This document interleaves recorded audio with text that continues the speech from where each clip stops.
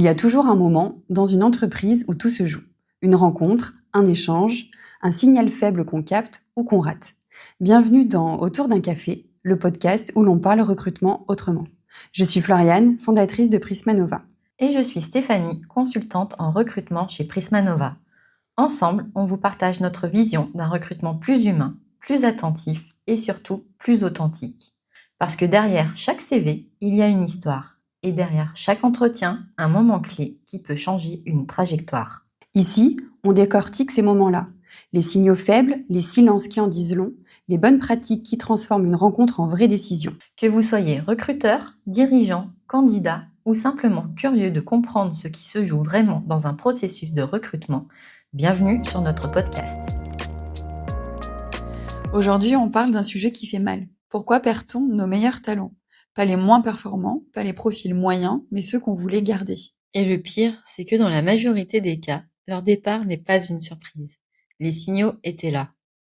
Je te propose une scène que tout le monde a déjà vécue. Tu as un collaborateur, il est performant, engagé, c'est un moteur dans l'équipe, et puis, progressivement, il parle moins, il prend moins d'initiative, il devient normal. Je vois tout à fait de quoi tu parles. Et là, souvent, on se dit, il est juste dans une phase. Sauf qu'en réalité, il est déjà en train de partir. Et le moment où tu t'en rends compte, c'est quand il démissionne. Et là, tu entends, j'ai une opportunité ailleurs, j'avais besoin de changement. Mais la vraie raison, elle est souvent interne. Est-ce qu'on sait pourquoi les meilleurs partent ? Oui, et c'est assez frappant. Dans la majorité des cas, les départs ne sont pas liés au salaire. C'est contre-intuitif, on pense toujours que quelqu'un part pour plus d'argent. Alors qu'en fait, non, c'est rarement la raison principale. Les meilleurs partent pour un manque de reconnaissance, un manque de perspective, un management défaillant, une perte de sens. Donc concrètement, il ne quitte pas un job, il quitte une expérience. Exactement. Et souvent, ils quittent un manager, pas une entreprise.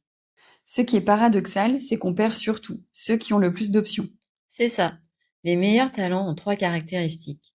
Ils sont très sollicités, ils savent ce qu'ils valent et ils détectent vite les environnements toxiques et stagnants.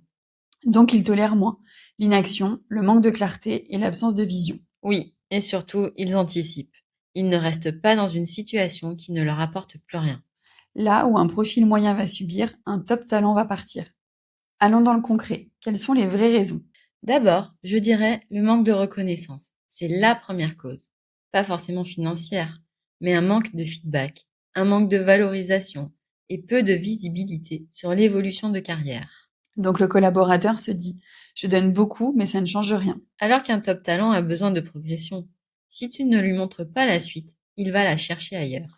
Oui, et un autre point qui est un sujet sensible, c'est le management. Si le salarié ressent de la part de son manager de l'incohérence dans les missions à effectuer, un manque de confiance ou peu d'autonomie, c'est un accélérateur de départ. C'est certain, surtout chez les nouvelles générations qui s'interrogent pourquoi elles font ce travail et quel impact elles ont. Et si ce n'est pas clair, alors la motivation disparaît. Ça, c'est intéressant. C'est le phénomène le plus sous-estimé. On accumule des frustrations et des petites déceptions répétées, jusqu'au moment où la décision est déjà prise intérieurement. Ok, mais alors, comment repère-t-on qu'un talent est en train de décrocher ? Il y a 5 signaux très clairs qui montrent qu'un collaborateur commence à se détacher.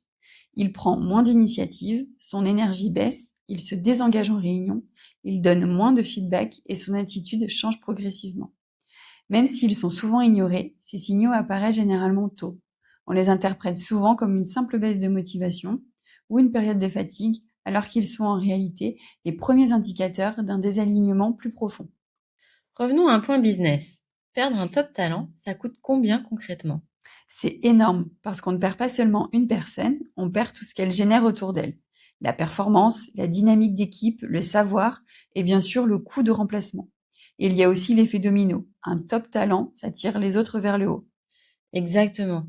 Quand il part, la moyenne baisse. L'énergie du groupe change, la motivation s'essouffle et souvent d'autres départs suivent. Donc, au fond, tu ne perds pas une personne, mais tu perds un levier de performance. Et c'est ça qui fait le plus mal à l'entreprise.